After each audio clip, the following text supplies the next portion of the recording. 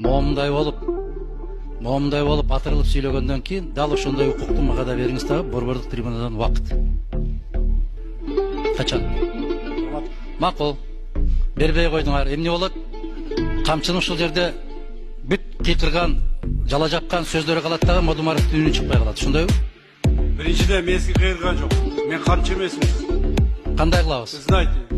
Мен уятсыз деп, тартипсиз деп айта элекмин. Азыр чыкканда айтам мен. Айтасыз. Эмне кыласыз? Кандай болот аны талап турдумач? Мен сизге сүйлөп аткан жокмун. Суроо жазылды процедура. Талап турдумач? Келген кишилердин микрофону эмне тынымсыз иштеп турабы?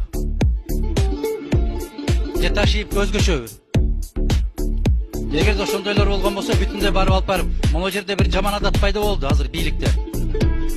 Аябай көрүнгөн кишини сабап кыйкырып коет, КТРЛтерден сайратат, аймак деген, регион дегени бар сайратат. Ал заманыңызда өткөн. Эгерде мына ушундай болуп көрсөтөбүз деген болсо деп сөздү бурмалабагыла. Силер сөздү түшүнбөйсүңөр. Ал сөзгө түшүнүш үчүн дагы көптөгөн жылдар керек. Билип атасыз, Сиз мына ошол жерде айтып атасыз. Бүт баарына крыша өтөттү. Крыша болуп аткандардын бүтүндөй барып четинен кама. Мен кол чабам. Сени кошуп камайбыз жакын. Колдон келбейт. Колдон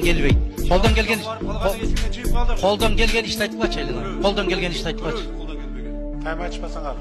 Кайма гөнгөн экенсиңер, көрүнгөн кетем кыйкырып. Переворот кылыштын алдында өзүң жок болосуң.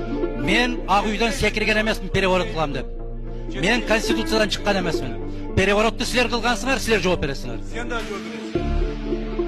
Мен 5 айдан бери биринчи жолу ушу микрофонго чыгып атам трибунага. Тилекке каршы биздин Кыргызстанда соңку мезгилдерде аябай ушундай бир модага айланып калды. Пагон таккандар келип алып эле кыйкырып сүйлөгөн болсо ошолордуку туура. Ошондуктан биз бардык тарапты угуп, анан таразыга салып, анан өзүбүздүн чечимди чыгарышыбыз керек.